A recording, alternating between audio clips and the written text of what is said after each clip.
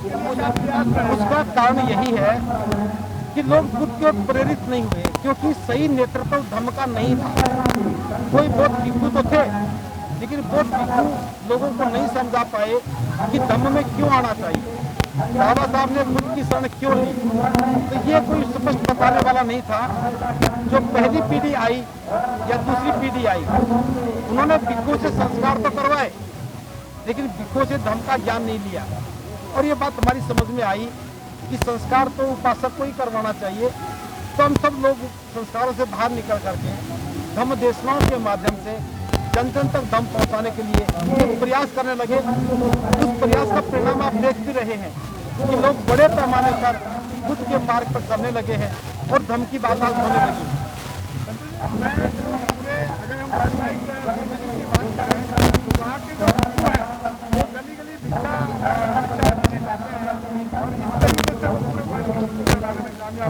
लेकिन यहाँ भारत के अंदर ऐसा नहीं होता है। उसके पीछे कई कारण थे।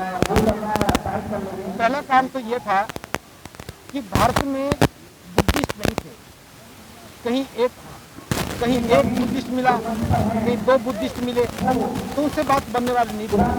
एक संकोच भी था कि भिक्षाटन करेंगे तो कहाँ जाएंगे, कौन भोजन देगा। तो उस समय वो लोग भिक्षाटन नहीं कर रहे थे। आज धम्मभूमि ने इस बात को समझा है, और आपने देखा होगा कि नवंबर के महीने में जो बिलासपुर में एक बहुत बड़ा सामने पौधा शिविर हुआ था, उसमें हमने भिक्षुओं को भिक्षा पात्र दिए थे। और ये भी मैं बताना चाह रहा हूँ कि भारत में पहली बार भिक्षा पात्र बना है, और वो भिक्षा पात्र हमने भिक्षुओं को उपहार में दिया। इसके साथ साथ अभी कल ही जयपुर में 17 भिक्षुओं को भिक्षा पात्र जीवन दान किया। तो हमारा प्रयास है कि सारे भिक्षुओं के पास बाहर का जीवन हो, उनके हाथ में एक पात्र हो, और वो भिक्षाटन करके आजीविका भोजन की व्यवस्था करें। और निश्चित रूप से अब कुछ भिक्षु इस काम को करने लगे हैं, और तो सबके पास पात्र आएगा। आज बड़े पैमाने पर बहुत भी है, तो भिक्षाटन समस्या नहीं रहेगी। वो हमसे बहुत आगे हैं, इसलिए वो ये काम कर रहे हैं। भारत के लोग थोड़ा पीछे थे, देर से सही, लेकिन सही शुरुआत भारत में हो चुकी है। भिक्षु भिक्षाटन करने लगे। इंडियन सेक्टर में जो देखता हूँ, जो ब्राह्मण वाले जो पंडित है या जो पुजारी कहा जाता है, वो शायद बिल्कुल अनपढ़ है, गंवार है, पढ़ा लिखा भी नहीं है, लेकिन फिर भी अपने गेरुआ कपड़े पहन करके गली गली में सुबह निकल जाता है। चाहे उसे खाना मिले या पैसा मिले नहीं मिले, हर गली मोहल्ले में निकल जाता है। तो शायद ये कारण है कि उनका ज्यादा बचपन बढ़ते चला गया, और हमारे गली गली जाने का काम नहीं करते हैं। ऐसा नहीं है, उनकी संख्या ज्यादा है, भिक्षुओं की तुलना में संख्या कई गुना ज्यादा है। फिर उनका एक परंपरागत काम है, वो हजारों साल से यही काम करते आ रहे हैं। उनके काम को समाज की स्वीकार्यता भी है, इसी को कर पा रहे हैं। लेकिन बुद्धिज्म का काम ना तो परंपरागत है, ना यहाँ स्थापित है, और भिक्षु भी ज्यादा संख्या में नहीं है। आज दिल्ली में अगर बात करो तो मुश्किल से 50 भिक्षु भी नहीं होंगे। वो एक आदमी ने आमंत्रण दिया तो अपना खाना खा लिया, वहीं तक सबका नहीं। लेकिन अब दौर आएगा, भिक्षु भी बढ़ेंगे, भिक्षा पात्र भी आप में होंगे, और भिक्षाटन भी होंगे। अच्छा बंटे जी, एक चीज क्योंकि आप हम पे हम ज़्यादा बात करें तो ज़्यादा अच्छा रहेगा। एक बड़ा कंफ्यूजन मैं देखता हूँ लोगों में।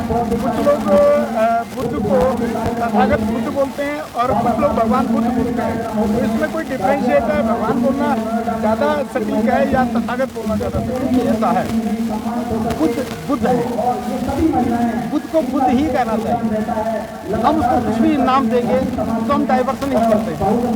तथागत ठीक है, सिनोनिम है, लेकिन हमें बुद्ध को बुद्ध ही कहना चाहिए। और बुद्ध को भगवान कहते हैं तो कंफ्यूजन भी पैदा होता है। फिर बुद्ध को किसी भी दूसरे नाम का अलंकार की कोई आवश्यकता नहीं है। बुद्ध एक उपलब्धि है, उससे बड़ा कुछ भी नहीं है। तो मैं तो ये कहना चाहूँगा कि जो बुद्ध को भगवान कहते हैं, उनको भी बुद्ध को बुद्ध ही कहना चाहिए।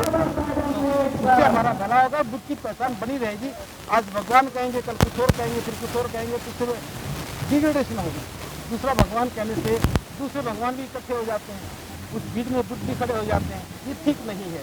तो मैं इसको ऐसा देख पा रहा हूँ जैसे कि अब कुछ लोगों ने, जैसे हिंदुओं में कथाएं होती हैं, बुद्ध कथा के रूप में गांव में कई जगह ऐसा प्रचलन, मतलब उन्हीं की एक संस्कृति को यहाँ पर लाने की कोशिश। देखिए, आपने देखा होगा जब किसान खेत जोतता है बीज बोता है तो पहले बीज डालता है ताकि फसल हो जाए।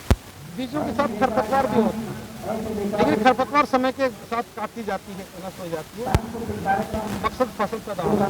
तो कथा हो गई, कुछ और बातें हो गई तो होंगी, लेकिन समय के साथ जब लोगों को समझ में आएगा कि धर्म क्या है, वास्तव में सधर्म क्या है, तो फिर वो दिशा पे आएंगे और निश्चित रूप से अच्छे कार्यक्रम भी होने लगेंगे। फिलहाल जो लोग कर रहे हैं वो भी बुद्ध को आगे बढ़ाने का काम कर रहे हैं, धर्म की चर्चा को आगे बढ़ाने का काम कर रहे हैं। हम सब के लिए साधुवाद ज्ञापित करें।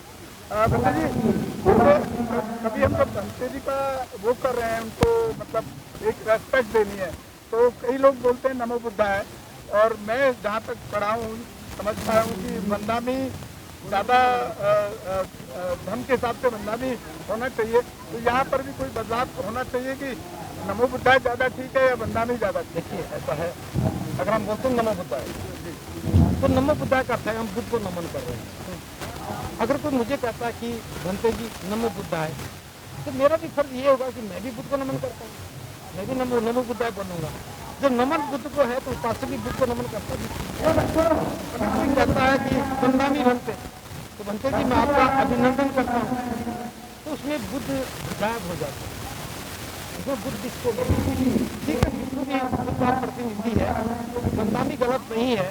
फिर भी मैं तो ये कहूँगा कि हमें नमो बुद्धाय ज़्यादा उपयुक्त लगता है, हमें नमो बुद्धाय कहना चाहिए, क्योंकि भिक्षु भी बुद्ध को ही नमन करता है, उपासक भी बुद्ध को नमन करता है। अच्छा बंदे जी, जो आप अक्सर बुधवार में देखा जाता है कि वहाँ पर लोग कैंडल या अगरबत्ती या धूपबत्ती बराबर के प्रोग्राम को चालू करते हैं, या कितने मुझे कभी कभी लगता है कि जैसे इन लोगों को पूजा होती है वही यहाँ पर समाज केवल ज्ञान से नहीं चलता है, समाज केवल ज्ञान से नहीं चलता है, समाज परंपराओं से चलता है। सीखने की प्रक्रिया है वो परंपराओं और प्रतीकों से होती है। तो कैंडल एक प्रतीकात्मक है, उसकी भावना रहती है, उसको सीखने की भावना है, और वो प्रतीक होने ही चाहिए।